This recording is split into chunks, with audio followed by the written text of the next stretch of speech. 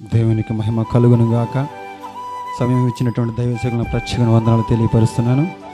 నా తోటి సహోదరులకు ప్రత్యేక వందనాలు తెలియపరుస్తున్నాను. అలాగే కూడి వచ్చిన మీ అందరికి కూడా నా హృదయపూర్వకమైన వందనాలు తెలియపరుస్తున్నాను. అలాగే మీ అందరికి కూడా గుడ్ ఫ్రైడే శుభాకాంక్షలు తెలియపరుస్తున్నాను. అందరికీ గుడ్ ఫ్రైడే అండి. మంచిది, ఒకసారి చదువుకుందాం ఆ మాట. 3వ మాటగా యేసు ప్రభువు సెలవులో పలికినటువంటి 3వ మాట యోహాను సువార్త 19వ అధ్యాయం 26వ వచనము లాస్ట్ లైన్ చదువుకోండి ఒకసారి. చాలండి. ఇదిగో నీ కుమారుడు అని తన తల్లితో చెప్పిన. దేవునికి స్తోత్రం, హల్లెలూయా.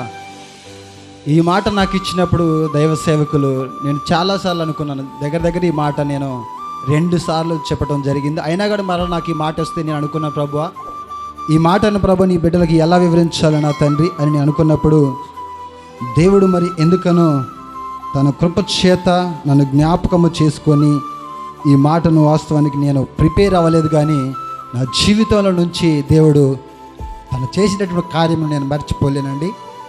ఎందుకంటే అమ్మా ఇదిగో నీ కుమారుడు అని చెప్పాలంటే అది ఎంత బలమైనటువంటి మాటో, అది ఎంత భారమైనటువంటి మాటో దేవుడు నా పట్ల జరిగించాడు.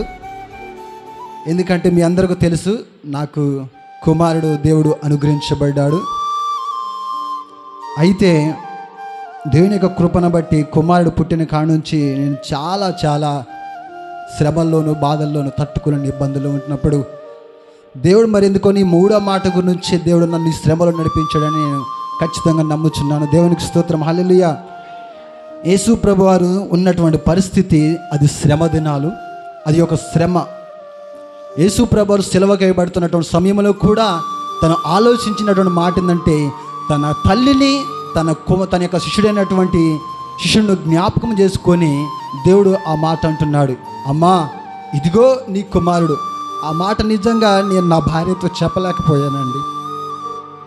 తనకు డెలివరీ అయిన నుంచి కుమారుడు బాక్సులో ఉంచి దేవుడు తన మహాకృపను బట్టి డాక్టర్లు పలుకుతున్న మాట ఏంటంటే, బ్రతకటం కష్టం, ఇక బాబు మీ చేతికి రావటం అనేది కష్టం అని సంతకం చేస్తే తప్పితే మేము అడ్మిట్ చేసుకునేటటువంటి సందర్భం అది ఉంది. అయితే దేవుడు మరి ఎందుకని నేను ప్రార్థన చేస్తున్నాను, ప్రభువా నీవు తప్ప నాకు ఎవరున్నారయ్యా, నీవు తప్ప నాకు ఎవరు లేరు ప్రభు అని నేను ఎక్కువగా దేవుని మీదే ఆధారపడటానికి ఇష్టపడతాను, మీ అందరికి కూడా తెలుసు.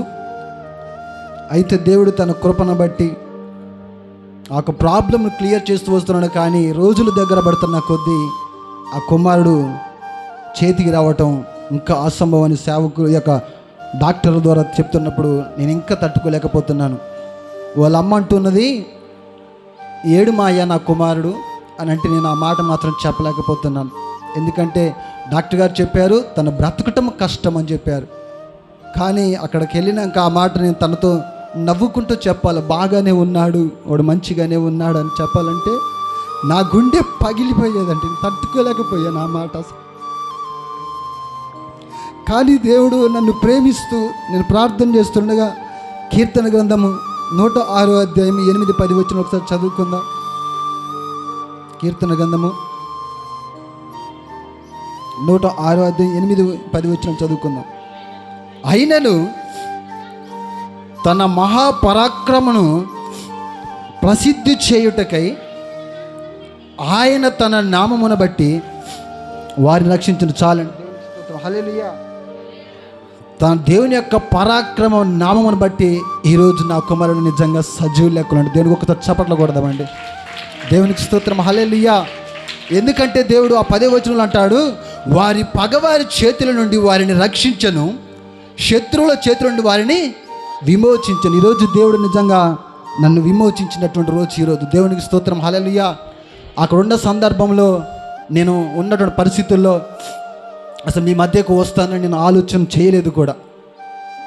డాక్టర్లు చెప్పారు దాదాపుగా 2 నెలలు బాక్సులో ఉంచాల్సి వస్తుంది బాబుని, బ్రతకటం కూడా కష్టం అని చెప్పారు. చాలామంది ఇక్కడ ఉన్నటువంటి సేవకులు కానీ, నా ఆత్మీయ సహోదరులు కానీ, నా నాన్నవారు కానీ చాలామంది ఫోన్లు చేసినప్పుడు ఎత్తకపోవడానికి కారణం ఏంటంటే నా పరిస్థితి, నేను ఫోన్ కూడా మాట్లాడినంత పరిస్థితి. ఎటువంటి పరిస్థితి అంటే కొడుకు పుట్టాడన్న సంతోషం నాకు మినిమం 1 ఇంచు మందం కూడా, 1 నిమిషం మాత్రం కూడా లేదండి. కుమారుడు అనుగ్రహించబడ్డాడు. వెంటనే బాక్సులకు తీసుకెళ్ళాడు. బ్రతకటం కష్టము, మీరు సైన్ చేస్తే కానీ ట్రీట్మెంట్ చేయడం కుదరదు అని చెప్పిన వెంటనే ఐసీయూలోకి తీసుకెళ్ళాడు. నా కుమారుడు రోజు రోజు నేను చూసి వెళ్తూ వస్తున్నప్పటి నుంచి ఒకరి తర్వాత ఒక ప్రాబ్లం చెబుతూ ఉంటే నేను భరించలేకపోతున్నాను.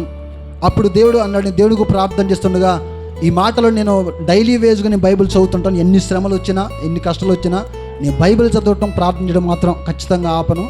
అయితే ఆ సమయంలో దేవుడు నాతో మాట్లాడిన మాట ఈ 106వ అధ్యాయంలో 8వ వచనం మాట్లాడు. తన మహాపరాక్రమను ప్రసిద్ధి చేయుటకై ఆయన తన నామమును బట్టి వారిని రక్షించను. దేవునికి స్తోత్రం, హల్లెలూయా. తన నామ మహిమార్థమైన నా కుమారుడు ఈరోజు బ్రతికినందుకు నేను చాలా సంతోషిస్తున్నాను.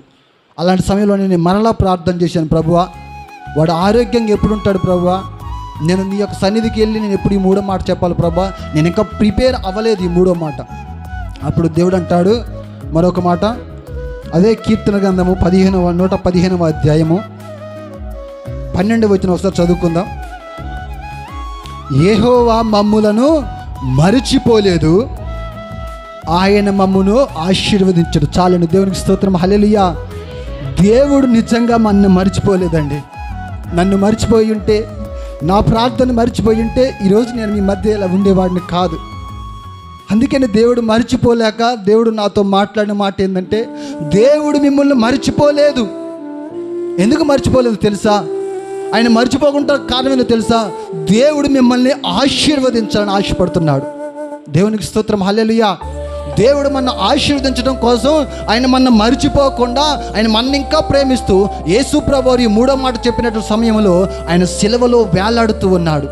ఆ సమయంలో కూడా తన ప్రాణము గురించి, తన జీవితము గురించి, తన బలహీనత గురించి ఆలోచన చేయకుండా తన తల్లి గురించి, తన సహోదరుడు, తన శిష్యుడు ఏమైపోతున్న ఆ భయంలో కూడా దేవుడు అంటాడు, ఇగో అమ్మా, ఇదిగో నీ కుమారుడు. శిష్యుడిని పిలిచి ఇదిగో నీ తల్లి అని ఆ మాట చెప్పినప్పుడు ఈ మాట నిజంగా ఇంత బలమైనటువంటి బరువు ఉంటుందని, ఇంత బరువుగా ఈ మాట చెప్పాల్సి వస్తుందని నేను జీవితంలో కూడా కళ్ళలో కూడా అనుకోలేనటువంటి మాట ఈ మాట. దేవునికి స్తోత్రం, హల్లెలూయా. దేవుడు నిజంగా మమ్మల్ని మర్చిపోలేదు కాబట్టి దేవుడు మమ్మల్ని ఈరోజు ఆశీర్వదించాడు. కాబట్టి ప్రియులారా, మిమ్మల్ని కూడా దేవుడు ఇంకా మర్చిపోలేదు. మీరు ఇంకా దేవుడిని మర్చిపోయి మీరు ఇంకా అనేక ప్రాంతాలు తిరుగుతున్నారేమో, కానీ అనేక విషయాల్లో బలహీనలు అయిపోతున్నారేమో, కానీ దేవుడు మిమ్మల్ని నిజంగా మర్చిపోలేదు. కాబట్టి నేను ఆ ప్రార్థన చేసినాక, దేవుడు ఆ మాట వాగ్దానం చేసినాక నేను మరొక ప్రార్థన చేస్తుండగా దేవుడు నాతో మాట్లాడిన మాట ఏంటంటే 116వ అధ్యాయము, నేను త్వరగానే ముగిస్తానండి. 116వ అధ్యాయము 13వ వచనం చదువుకుందాం ఒకసారి. రక్షణ పాత్రను చేత పుచ్చుకొని యెహోవా నామమున ప్రార్థన చేసేదను. దేవునికి స్తోత్రం, హల్లెలూయా. ఇక నాకు ఏ ఆధారం లేదు, నా దేవుడిచ్చిన రక్షణ తప్ప ప్రభువా, నీవు తప్ప నాకేమీ లేదు ప్రభు అని ఆ రక్షణ పాత్రను చేతబుచ్చుకొని నా దేవుని పేరిట నేను ప్రార్థన చేసినప్పుడు దేవుడు మరలా నాతో మాట్లాడిన మాట ఏంటంటే, కీర్తన గ్రంథము 18వ అధ్యాయం 118 6వ వచనం చదువుకుందాం ఒకసారి.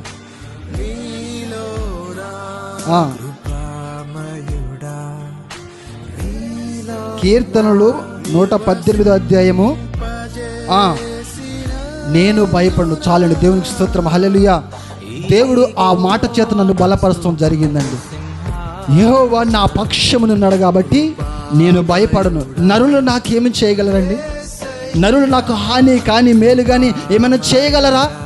నా దేవుడు నా పక్షమునున్నాడు అని దేవుడు ఆ వాగ్దానం ఇచ్చినప్పుడు నేను నిజంగా చాలా సంతోషిస్తున్నాను. దేవునికి హల్లెలూయా. అయితే ప్రియులారా, దేవుడు ఇదే మాట మీకు చెప్పమని దేవుడు నాతో చెప్పాడు. నేను నిజంగా మిమ్మల్ని మర్చిపోలేదు కదా, నేను నిజంగా మిమ్మల్ని అందరూ కూడా ఆశీర్వదించాను కదా. అయితే మీరు ఎందుకు ఇంకా అనేక విషయాల్లో పడిపోతూ దేవునికి దూరం అయిపోతున్నారు? మీ పిల్లలను ఒక్కసారి మీరు జ్ఞాపకం చేసుకోండి. ఒక్క వారం రోజులు నేను నా కుమారుడు పుట్టలేదు, పుట్టి వారం కాలేదు. నేను భరించినటువంటి బాధ, నా కుమారుడు ఎప్పుడు నా చేతికొస్తున్నటువంటి ఒక భయమైనటువంటి బాధతో నేను ఉన్నప్పుడు అటువంటి పరిస్థితుల్లో నేను తట్టుకోలేకపోతున్నానే. మీ రక్త సంబంధులు, మీ కుటుంబీకులు, మీరు కూడా నా దేవుడిని మరిచి మీరు తిరుగుతున్నారు కాబట్టి నా దేవుడు మాట్లాడుతున్నాడు. నేను కనుక మిమ్మల్ని మరిచిపోతే, లేదా మీ సంతానాన్ని మరిచిపోతే వారు నరకములో వేయబడతారు. కాబట్టి మీరు దయచేసి, నా దేవుడు అంటున్నాడు, ఆ 3వ మాటలో చెప్పిన మాట, ఇదిగో మీ తల్లి, ఇదిగో నీ కుమారుడు అని దేవుడు స్పష్టంగా చెప్పాడు కదా. మరి మీరు కూడా ఇదిగో నా దేవుడు, ఇదిగో నా దేవుని కార్యములు అని మీ పిల్లలకు ఎందుకు చెప్పలేకపోతున్నారు? మీరెందుకు నా దేవుని కార్యాల పట్ల నిర్లక్ష్యంగా ఉంటున్నారు? మీరెందుకు నా దేవునికి వ్యతిరేకంగా బ్రతుకుతున్నారని నా దేవుడు ఒకసారి మీతో తెలియపరచమని చెప్పాడు. దేవునికి స్తోత్రం. హల్లెలూయా, హల్లెలూయా. చాలామంది దేవుని ఎరుగుని కూడా లోకానుసారంగా బ్రతుకుతున్నారు. చాలామంది దేవుని తెలుసుకొని కూడా ఇష్టానుసారంగా దేవునికి దూరైపోతున్నారు. అయితే శ్రమ కలుగుట, భక్తుడు అంటాడు, నాకు మేలాయను. నిజంగా అండి, ఈ శ్రమల్లో దేవుడు వెంట నా పక్షం ఉన్నాడు. అక్కడ నా పరిస్థితి ఏరే వ్యక్తికి చెప్పుకోవటానికి ఇంకో మనిషి కూడా లేడు నాతోనే. అయినా సరే నా దేవుడు వాగ్దానాల చేత నాతో మాట్లాడి నన్ను బలపరిచాడు. ఈ మాటల చేత మీరందరూ దీవించబడు. దేవునికి మహిమ కలుగునుగాక. సమయించిన దైవ సేవకులకు ప్రత్యేక వందనాలు తెలియపరుస్తున్నాను.